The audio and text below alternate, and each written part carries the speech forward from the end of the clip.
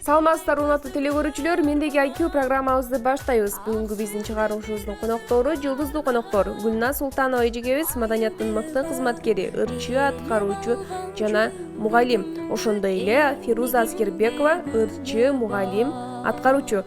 Кош келипсиздер. Кушуак кечиңиздер менен, саламатсыздарбы? Кутман кечиңиздер менен, баарыңыздарга салам. Дагы бир ирет кош келипсиздер биздин программабызга. Алгачкы эле суроо мындай болмокчу. Мектепте аяктаганыңыздарга канча жыл болду? Быйыл буюрса мектепти аяктаганыма 21 жыл болуптур. Мектепти аяктаганыма быйыл 5 жылдын жүзү болуптур. 5 жылдын жүзү болду. Дал ушул мектепти кайсыл жерден аяктадыңыздар жана сиздер кандай окуучу болгонсуздар? Мектепти мен 9 класска чейин окуп, Лейлек районунун Сүлүктүү шаарында бүтүргөмүн. Ошо. Кандай окуучу болгонсуз? Мен орто окуганмын. Өтө жакшы эмес, өтө начар эмес, орто окуганмын. Мындай послушный болгом дейм. Фируза, сизчи? Мен Ош областына караштуу Кара-Кылжа районунун Сай айылынын Мариш Батыров атындагы орто мектебин аяктаганмын. Мектепте активный окуучу болгомун. Жакшы. Ошол мектеп учурунда кайсыл сабактарды жакшы көрүп окучусуздар? Ал эми кайсыл сабактарга такыр киргиңиздер келчү эмес? Мен физика менен математикадан каччумун. Музыкага көбүрөөк катышчумун. Менде деле ошондой. Кыргыз тил, адабият, тарыхка кирчүмүн. Музыка, анан эң жаман көргөн сабактарым химия, математика сабактары болчу. Негизи чыгармачылык инсандар ушул так илимдерди жактырышпайт, да? Ооба. Ошол мезгилдерде, сиздердин мезгилиңиздерде окууга тапшыруу үчүн жалпы республикалык тестөөлөрдү тапшырышканбы? Албетте. Эгер сыр болбосо канча балл алгансыздар? Мен азыр так эсимде жок, бирок өткөм тесттен. 133. 133 балл алгансыз. Ошол балл менен кайсыл кесиптин ээси болдуңуздар? Ал балл менен мен Ош шаарындагы Ниязалы атындагы музыкалык окуу жайга тапшырганмын. Мен Ош мамлекеттик университетинин искусство факультетинин музыкалык педагогикалык билим берүү адистигин тапшырып, Кудай буйрса, аяктадым. Жакшы. Анда эмесе дал ушул мектеп учурунда алган билимиңиздер канчалык деңгээлде эсиңиздерде калды? Текшерип көрөлү. Биринчи бөлүм мектеп жана мен деп аталат. Бул бөлүмдө келген коноктордун мектеп кезинде алган билимин текшерилет. Суроолорго жооп бере албаган конок өзү тууралуу өзгөчө фактылар менен бөлүшөт.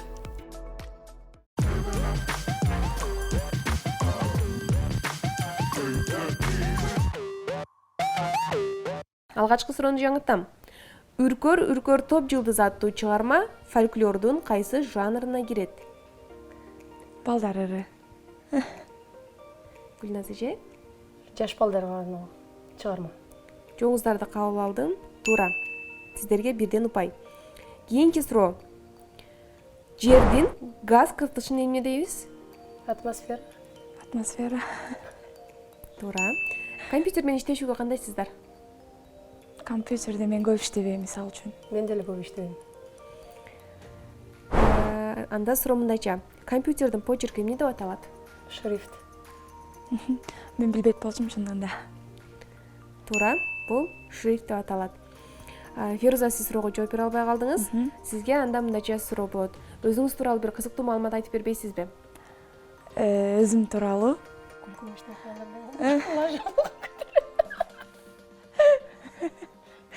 Менде болгон аба, мен мындай кыргыз элинин жакшылыгында да кызмат кылып жүрөбүз да. Анан менде бир жолу мындай болгон. Алтын хан, анан кийин Хан Ордо деген ресторандар бар Ош шаарында. Анан мен Хан Ордого барам деп Алтын ханга келип алгам. Алтын ханга келип, эки жашты даярдап, жар алып кирейин депчи. Анан ал той эрте башталганда, ал тойго жар-жарчы дагы кечирээк келип калганына байланыштуу мен ал тойду алып кирип, ырдап, анан кийин ырдап алып кирейин деп атсам, наркы Хан Ордодо той чалып калган. Эмне болуп атасыңар, келип атасыңарбы дейт. Анан эже эмне болду? Мен алып кирип атам го, турам го десем, анан жоксуңар го, андай мындай деп калды. Анан кийин ал жакка айттым. Алтын ханда турам го десем, биз Хан Ордодобуз дейт да.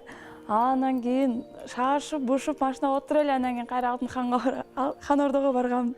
Анан бул жакка келип расчет кылайын десем, мени расчет кылышпайт. Анан ошентип атып келишип, ушинтип расчет кылганбыз, ошол окуя эстен кетпейт. Хан деген сөз. Хан Ордо Алтын хан болуп ушундай өзгөрүү болгон. Россиянын аймагынын көп бөлүгүн кайсы климаттык алкак ээлейт? Негизи Россия салкын өлкө. Ошондо болуп да, ошону мындай тилде Илимий айтыш тилде керек да. аталат, илимий тилде аталышы. Илимий тилде аталышы. Жеңилдим ор. Коюңуз, сиз жеңилбеңиз да. Негизи Россия өлкөсүнө баргансыздар да. Жок. Бере барсаңыздар керек. Баргам. Мен барган эмесмин. Баргам. Айта албайм. Жолуңуз жок. Фируза, сиздечи? Менде ошондой эле жооп болуп атат, ошо илимий тилде таап айтам. Салкын деп ойлойсуз, Аба, салкындык. Жакшы, анда 50% эме менен жооңузду кабыл алдым. Туура салкын бул, мелүүн климаттык алкак деп аталат. Ал эми Гүлназ эже, сиз 1 упайды капчыгыңыздан чыгардыңыз. Бизге эмне кылып бересиз? Ырдап бересизби же өзүңүз тууралуу кызыктуу маалымат айтып бересизби? Эр дайымбы? Ырдап эле берейин дебейсизби? Ырдап эле берейинчи, кутулайынчы. Анда биз көп баарын эле ырдап салат окшойбуз. Анда эмесе бир жакшы ырдап берейин.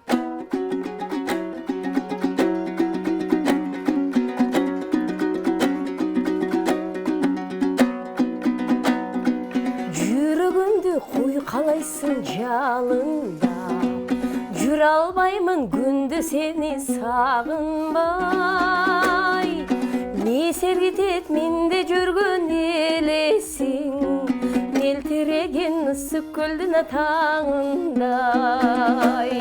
Не сергитет менде жүргөн элесиң, мелтиреген ысык көлдүн атаңындай. Бир куплеттен. Эң сонун чыгарма болду, бирок жырга бугуп баратканыңызды эле токтотуп койдуңуз да. Кайфты буздумбу? Анда эмесе ушул алгачкы бөлүмүбүздөгү акыркы суроолордон жаңыртайын. Токтогулдун трагедиялуу сүйүүсү жөнүндөгү ыры кантип аталат? Алымкан эмеспи? Токтогул Сатылганов. Сиздин жооңуз Алымкан. Токтоп туруңуз. Жок. Кара жол. Аз ойлонот анда эле. Токтогул сүйгөн Алымкан деле билет экенбиз да. Демек Алымкан жооңуздар. Же башка бирөбү? Алымканга жетпей калган да өзү негизи. Токтогул Алымканга жетпей калган. Сүйгөндө жетпей калган. Жооңуздар, акыркы жооңуздар ушул бу? Меники акыркы жолум. Ооба, Алымкан. Токтогулдун бир эле сүйгөн болгон деймби? Негизи сиздерге психологиялык жактан чабуул жасап көрөлү дегенбиз. Туура отур эмеспи деп, бирок жооңуздар туура. Бул Алымкан болчу. Экинчи бөлүм логикалык суроолор деп аталат.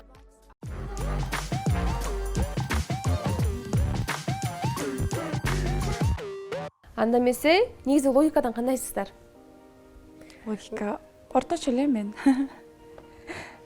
Алгачкы суроо мындай болот. Дүйнөдөгү эң күлүк нерсе? Эң шамдагай. Ой. Эң күлүк. Ой күлүк деп коюшат. Ой күлүк. Биз командабыз менен келишип ой деп чечтик да эле.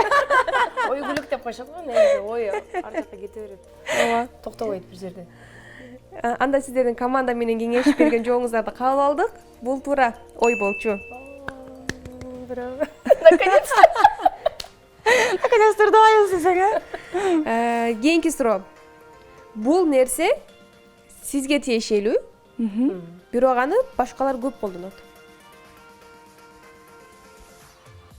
Мага тиешелүү. Ат. Сиздин атыңыз Гүлназ деген. Сизге тиешелүү, бирок башкалар Башкалар Гүлназ деп болбойт. айтат. Чакырат. Гүлназ же дейм го, ошондой. Биздин жообуз атыбыз. Туура. Жооңуздар туура. Болот, чакылдыбыз деп эле. Кийинки суроо. Көпүрөдөн 3 адам өтүп баратат. 3. Экөөсү басып, бирөөсү баспай. Экөөсү көрүп, бирөөсү көрбөй. Ошондо булар ким? 3 адам. 3 адам басып баратат. 3 адам өтүп баратат көпүрөдөн. Экөөсү басып. 3 адам көпүрөдөн өтүп баратат. Экөөсү басып, бирөөсү баспай. Экөө басат экен, бирөө баспайт экен, а? Экөөсү көрүп, бирөөсү көрбөй. Ошонун жообун айтышыңыз. Адамбы, а? Булар кимдер? Ооба, адамдар эле. Эме бага коляскада великтеги адам эмеспи? Жок. 3 адам бирок. 3 Чын эле адам. 3 адам. Бирөөсү экөөсү басат, бирөөсү баспайт, экөөсү көрөт, бирөөсү көрбөйт. Аябай сонун кызыктуу суроо экен. Башты иштете турабыз. Аябай ойлонуш керек экен монтоп. Экөөсү бирөөсү баспайт. Бул адамдарды жашоодо көрүп эле жүрөбүз. Ошо 3 адам жөнүндө айтыш керекпи же Ошол 3 адам ким экенин айтыш керек. ким экенин? Жөн адамдар. Аял эркекпи же кандай деген сыяктуу ушундай да. Ялыш керезе. Ойлонот эм. Көзү көрбөйбү деле. Жок, бул жөн адамдар го. Өтүп кетип аткан адамдар. Ошондой ойлонуш керек болот да. Тирүү адамдар. Тирүү адамдар. Тирүү адамдар, ооба. Болду. Болду? Тирүү адамдар. Жок. Адамдардын баарыбыз эле басып жүргөн экен тирүүбүз да. Жардамчыларбы?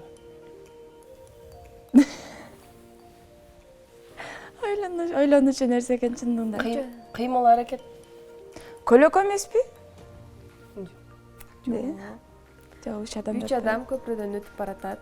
Экөө басып, бирөө баспай, экөө көрүп, бирөө көрбөй. Басып баспай. Ошол 3 адамдын бирөөсү көпүрөнү көрбөй атат экен да. Бирок ал деле өтүп баратат да. Жол. Жол эмеспи?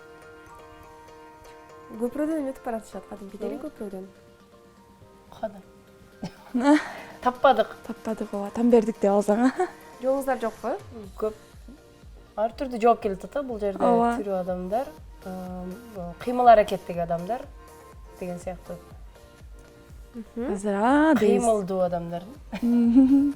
Жолуңуздар жок бирок. Ооба, жок. Бул кош бойлуу аял жетелеген баласы менен. Ай Кудай ай. Анткени аял жана жетелеген баласы басып өтүп баратышат. А ичиндеги баласы ал баспай эле өтүп баратат. Жана ошондой эле ошо ичиндеги кичинекей бөө көрбөйт да көпүрөнүчү. Аял эркекпи дегенде эле сразу элеш керек. Бул жооп ушундай болчу. Сиздер суроодон жаңылып калдыңыздар. Бизге дуя тартып бербейсиздерби? Андай энекемдер да. Ошондой эле.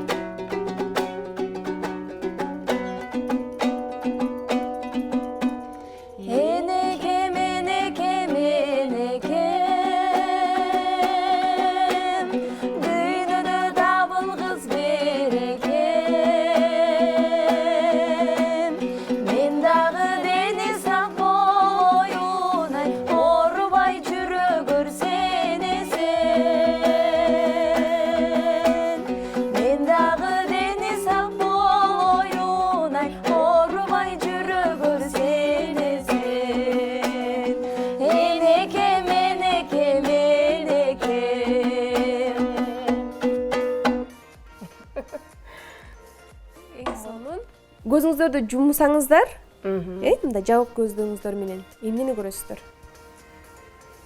Эч нерсе көрүнбөйт. Караңгы. Бир гана ой келет. Көз алдыңызга. Жок, бирок бир нерсени көрсө болот да. Эмнени көрсө? Элес. Бир аз философиялашып кеттиңиз, Гүлназ же. Ойлонот эм. Түшпү? Көз жумганда көрүнөбү ал нерсе? Көрүнөт, ооба. Азыркында эле жооп да. Байнар айыл дегенде элечи. Ачар эле? Ооба. Түш болуш керек. Түш. Көз жумганда, уктаганда түш көрөбүз. Туура. Бул жумганда түш. Анда эмесе акыркы суроо. Картошканы алгачкы жолу кайсыл жерден табышкан? Картошка каерде өсөт эле Фируза? Картошка жерде өсөт да, албетте деле картошка эгип эле жүргөнбүз го. Картошканы даже курттар. Ооба. Картошка жерде өсөт. Ооба, жерде өсөт. Туура. Алгачкы жолу картошканы жерден эле табышкан. Ал башка жактан чыкпайт да. Же тарапта өспөйт, жок. 3 бөлүм менин дүйнө таанымым деп аталат. Бул бөлүмдө келген катышуучуларыбыздын дүйнө таанымын билебиз. Ал эми суроого жооп бере албай калган учурда алдын ала даярдалган суроолорго жооп беришет.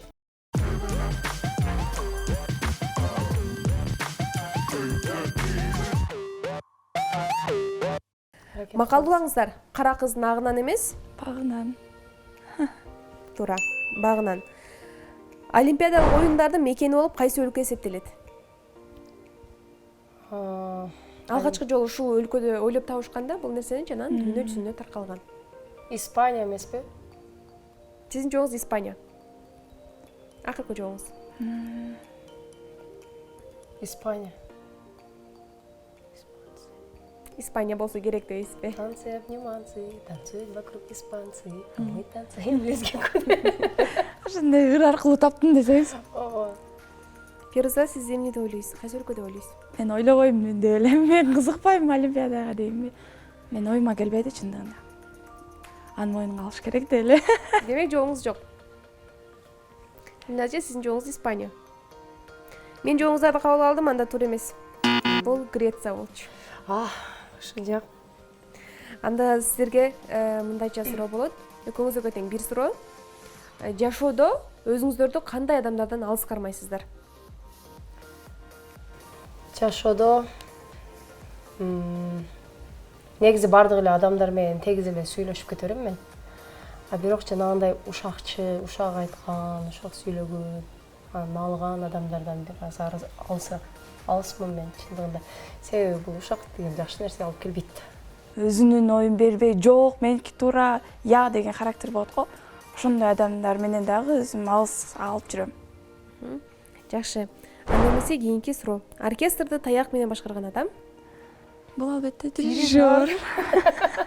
Туура. Чогуу жооп бердик деле.